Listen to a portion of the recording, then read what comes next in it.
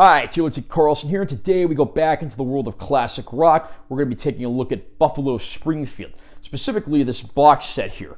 What's That Sound? Buffalo Springfield Complete Albums Collection. This is a 5-CD set that includes stereo and mono versions of their first two albums, as well as a stereo version of their third and final album. I'll do an unboxing of this set, and I'll share my opinions. Nice cover art there with the band members. This group famously included Stephen Stills and Neil Young, as well as Richie Furay, who'd go on to join the band Poco, and on their latter album, Jim Messina, who of course would team up with Kenny Loggins in the 70s for Loggins and Messina. Again, nice close-up of the band members there. Here's our spine, top of the box, bottom of the box has our legalese and barcode. Here's the side that opens. Here's the back, which has the track lists for all 5 discs. The bottom gives this disclaimer: remastering produced by John Hanlon in 2017, mastered by Chris Bellman at Bernie Grundman Mastering in 2017.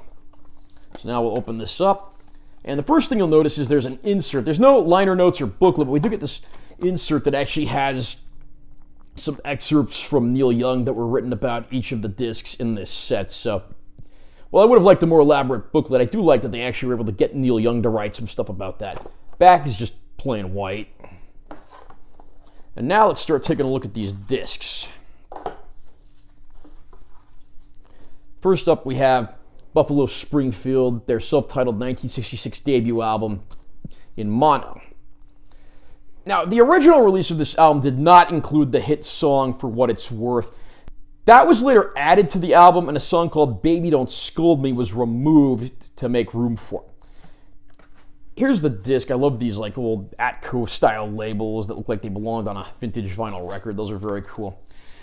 The mono version of the album is basically the original track list of the album without Baby Don't Scold Me removed, but they do add in For What It's Worth as a bonus track at the end.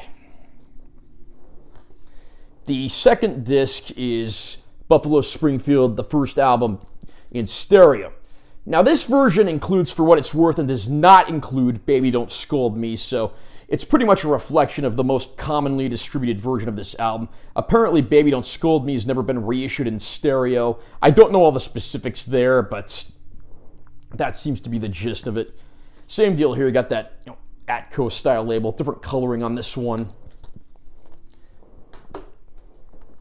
Their second and probably best album was 1967's Buffalo Springfield Again, featured here in mono form. And there we've got a bunch of credits and track lists and so forth.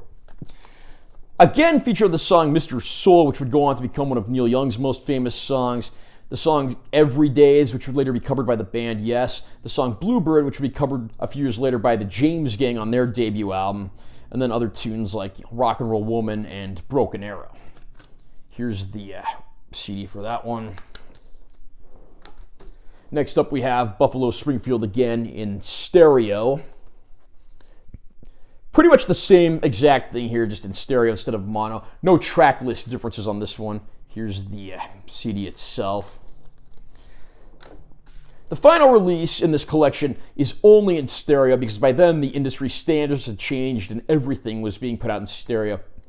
This is their third and final album, Last Time Around. By the time this album came out, the band had already disbanded. This was also their only release to feature Jim Messina, later of Loggins and Messina fame, who had also produced the record. Here's the back cover. As far as tracks of note on here, Questions was later incorporated into the Crosby, Stills, and Nash song Carry On. And I Am a Child would become one of Neil Young's signature songs as well. This one actually is a gatefold, so that looks pretty cool in there. The CD comes out of the middle. I wish that included an opening for this in the on the side as well, make it a little easier to open. There's your disc. And there's not really much else to show off in the packaging. A few minor complaints I have about this set. I really wish when it comes to the first two albums that they'd put all the mono and stereo versions of each on one disc because they would fit. And that would have saved some discs, maybe saved some money on the package as well.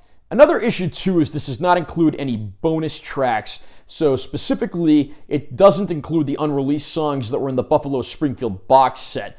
If those had been included here, this could have been like the definitive Buffalo Springfield set, similar to the box set, but stripped down and a little more concise. It also would have been nice to get some live material here. I'm not even sure any Buffalo Springfield live material has been officially released, and that's truly tragic if that's the case. If that's not the case, please let me know in the comments down below, because I would love to see some authentic live footage of these guys. Are you a fan of Buffalo Springfield, and have you picked up this release? Do you think it does the band justice? Do you think this package could have been better? What's your favorite album and song they put out? Comment down below and let me know what you think. Also, remember to subscribe to this channel for more content, because I'm always posting new videos.